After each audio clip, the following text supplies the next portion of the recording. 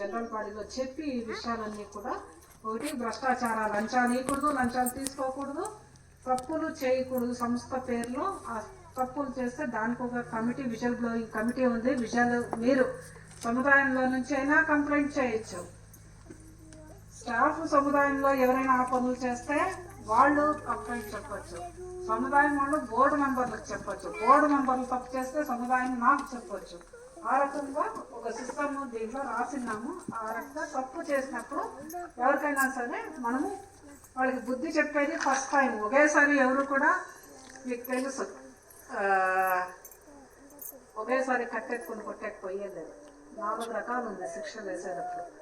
మామూలుగా పిలిచి మాట్లాడతాము, బుద్ధి చెప్తాము. రెండవసారి చూడము, ఒకసారి అయ్యేది, రెండో వార్నింగ్ నువ్వు తిద్దుకోకపోతే కరెక్ట్ కాదు అని తిరిగా వార్నింగ్ ఇస్తాము.